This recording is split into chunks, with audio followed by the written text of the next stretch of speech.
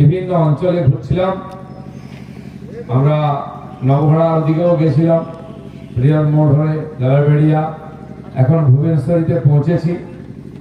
এই সুদূরবর্তী সুন্দরবন, নদী, সমুদ্রের ধারে বসবাসকারী সমস্ত আমাদের প্রিয় নাগরিকরা, যারা স্বাধীনতার পরেও প্রায় 80 বছর হয়ে গেল প্রাথমিক সুবিধা থেকে বঞ্চিত, বরঞ্চ অধিকারের কথা বললে যারা টিএমসির গুন্ডার দ্বারা ভয় দেখানো হয়, পুলিশকে দিয়ে ভয় দেখানো হয়, চোখ দেখানো হয়, কেস দেওয়া হয়, সেই সমস্ত পিছিয়ে থাকা মানুষের কাছে আমরা নরেন্দ্র মোদীর বার্তা নিয়ে এসেছি।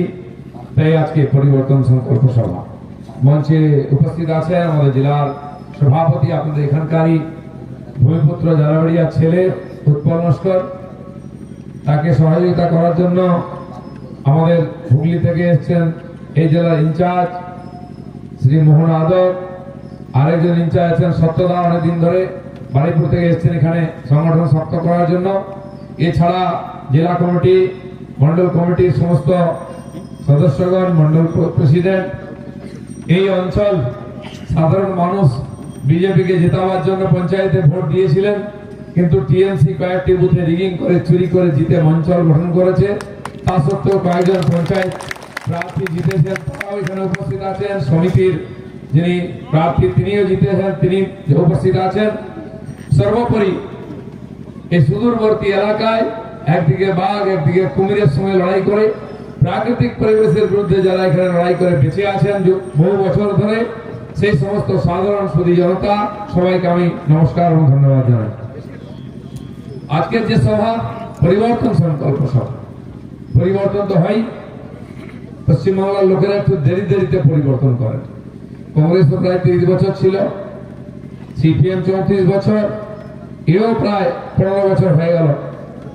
এবার সাধারণ মানুষ মনে হয়েছে যে এবার একটু পরিবর্তনের দরকার, তাহলে এখানকার কোনো পরিবর্তন হবে না।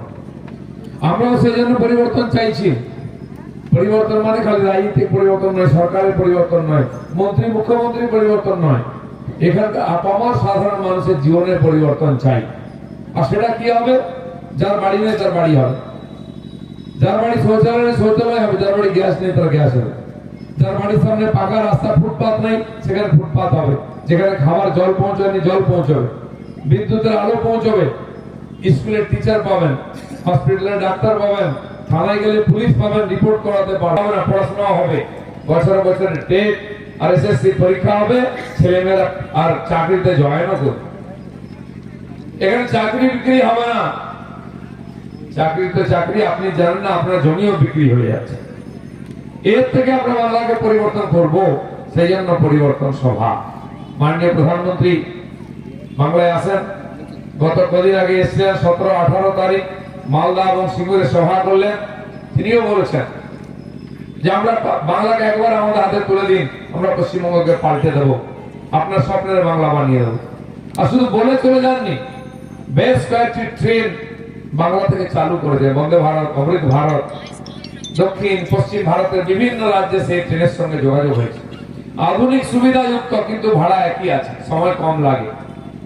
হঠাৎ কেন এত ট্রেন বাংলার থেকে? অনেকে বলেন ইলেকশন আসছে, তাই ইলেকশন আসলে মমতা ব্যানার্জি কি দিয়েছেন? উনি তো 15 বছর আছে, দেওয়ার কিছু নাই। মোদীর কাছে দেওয়ার কিছু আছে, শুধু তাই নয়, তিনি এই জন্য ট্রেন চালু করলেন। প্রায় 50 লক্ষ বাঙালি যুবক যারা বাংলার বাইরে পেটে, মহারাষ্ট্র, গুজরাট, রাজস্থান, মধ্যপ্রদেশ, দিল্লি, উত্তরপ্রদেশ, সেখানে আমাদের এখানকার ছেলেরা কি চাকরি করছে, কে হোটেলে চাকরি করছে, কে কারখানায় করছে, কে ছোটখাটো ব্যবসা করছে, কে লেবারে কাজ করছে। পুজোর সময় তারা বাড়ি আসতে পারে না, টিকিট পাওয়া যায় না। ঈদের সময়, মহরমের সময়, দীপাবলির সময়, দোলের সময় বাড়ি আসার চেষ্টা করলে পায় না। বাবা মা অসুস্থ হলে হঠাৎ টিকিট চাই, পাওয়া যায় না। আসার পরে যাওয়ার টিকিট পাওয়া যায় না। হঠাৎ কেউ শরীর খারাপ হলে, বড় অসুখ হলে চেন্নাই বেলের যাওয়ার টিকিট পাওয়া যায় না। এখানকার ছেলেরা মেয়েরা পড়তে যায় তামিলনাড়ু, কর্ণাটক, মুম্বাইতে।